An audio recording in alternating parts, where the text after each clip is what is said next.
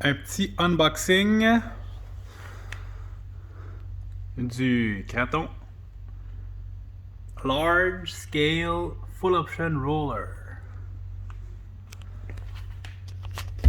Je vais filmer avec ma main en même temps, fait que ça se peut que ça fasse des trucs louches comme ça, mais l'essentiel va être là.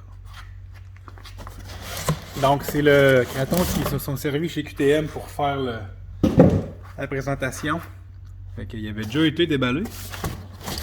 Mais je fais confiance à Nathan, fait qu'il n'y a pas trop de problème à ce niveau-là. C'est le Roller EXB vitesse.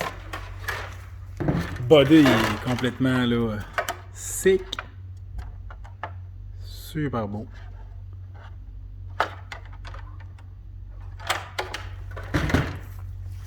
Donc je le regarde en même temps pour la première fois. Châssis 7075. Ça c'est très cool. Donc les upgrades comparé du RTR, le bumper avant. Très bien fait. On va sortir de là.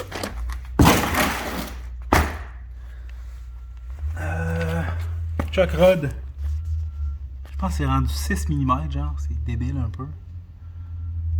Avec les Chuck Roden qui sont complètement immenses.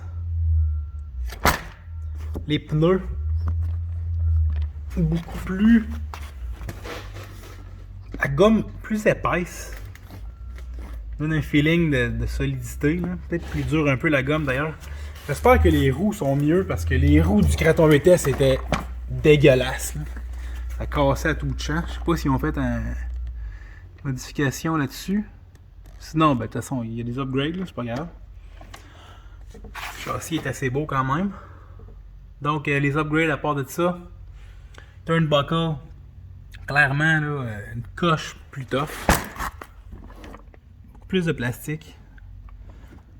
Plus épais, plus long. Plus gros diamètre de rod. Arrière, c'est notable comment c'est plus gros. C'est pas le même, ça a l'air solide là. En vrai là, c'est beef. Extra beef. Vraiment. Ah oui. Ça ici là, moi j'avais fait l'upgrade sur mon Outcast 8S. Parce que ça m'est jamais arrivé là, mais le monde qui bash est extrêmement raide là, comme Rich Duper Bash puis RC Dude 81. Eux autres, ils cassent à tout bout de champ les pièces de plastique ici. Fait qu'il y a une pièce M2C qui remplaçait ça. Avec là, c'est la XB. Avec le tag XP sur le côté. Fait ça, c'est réglé. Ben là, évidemment, comme le V2, il y a la brace en arrière là. Les huiles de diff sont plus fermes, si je me trompe pas. Puis à part de ça, pour les upgrades, en fait, le gros de l'upgrade, c'est clairement le châssis. Là.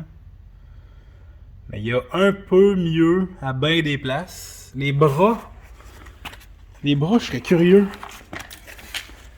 Savoir s'ils sont pas plus solides. Ils ont l'air d'avoir plus de plastique encore. Fait que ça va être pas mal le fun. Présentement, j'ai pas de combo pour lui. La seule affaire que j'ai, c'est un combo justement du RTR 8S. Donc je suis pas convaincu que je vais mettre là-dedans. Peut-être.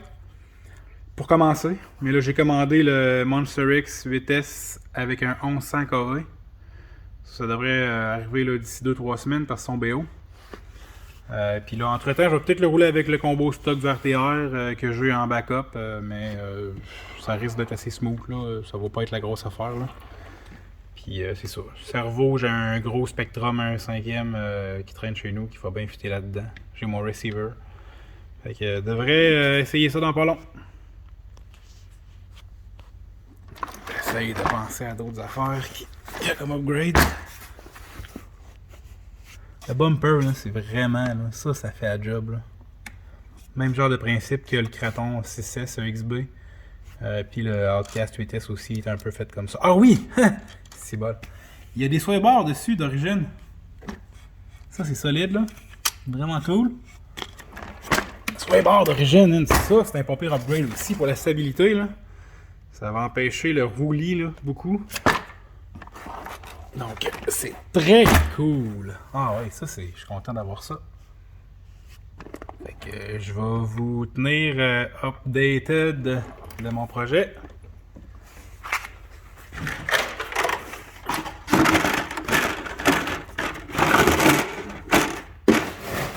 Bang!